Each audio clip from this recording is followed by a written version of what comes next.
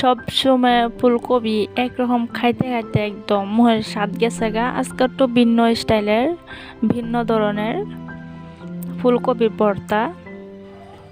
জানি না কাটা কাটা বানাই খাইছুন, কিন্তু আমি ফার্স্ট টাইম বানাইছি আর খাইতে অসাধারণ লাগছে। দেখুন, আশা করি ভালো লাগবো। আসসালামু আলাইকুম, আমি উম্মে হাবিবা, মাহাবিস কুকিং চ্যানেলে সবাই স্বাগত। যা যেখান থেকে দেখে থাকতেছেন আশা করতে সবই ভালো আছেন। আমরা আলহামদুলিল্লাহ ভালো আছি। ফার্স্টে আমি পানিটা অল্প বলক তুলে আইরা এনে দিছি নিমক, হলুদ গুঁড়া দিছি। তারপরে এই যেন একটা মিডিয়াম সাইজের আলু আর ফুলকপি হাফ দিছি, ঢেরা একটু সিদ্ধ করে লইতেছি। আর ফুলকপিটা আমি আগে নিমক পানিত ভিজায় রাখছিলাম, এতে করে পোকা চোকা থাকলে আর কি মরে যাব। ওই জন্য আমার সিদ্ধ হয়ে গেছে ফুলকপি। তারপরে আমি নামাই লইলাম। তারপরে ওই প্যানের মধ্যে আমি তেল দেওয়া লইতেছি, পেঁয়াজ কুচি দিছি, দিয়া বাজিয়ে লইতেছি। বাজা কমপ্লিট। ওনাই যে সিদ্ধ ফুলকপি আর আলু দিয়ে আমি হ্যান্ড ম্যাশার দিয়ে ম্যাশ করে লইতেছি।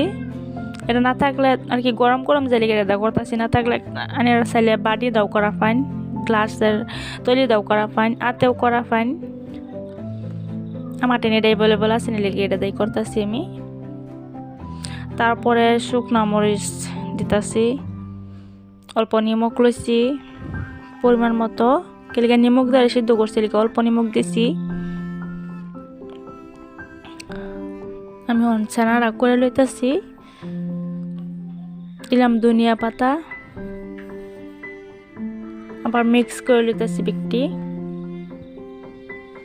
এই পর্যন্ত যদি আমার ভিডিও ভালো লাগে তাহলে প্লিজ একটা লাইক দিবেন, শেয়ার করবেন, অবশ্যই সাবস্ক্রাইব করবেন। যারা ফেসবুক পেজ থেকে দেখতেছেন পেজটা ফলো দিবেন, লাইক দিবেন। যারা অলরেডি কাজটি করে আছেন তাদের অসংখ্য অসংখ্য ধন্যবাদ।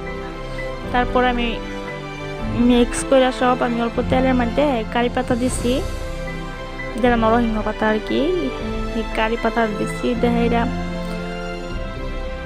এরা সেনাটা দিয়ে দিছি আমি ভর্তাটা,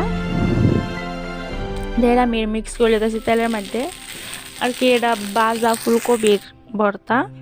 তারপরে নামাই লইছি, তুমি কত সুন্দর লোভনীয়। শীতের দুপুরও এরম ছানা থাকলে আর কি চাই। এক প্লেটের জায়গায় 2 প্লেট ভাত অনায়াসে খাইলাম যাব। আশা করি দেখেই বুঝতেছেন কত সুন্দর লাগতেছে।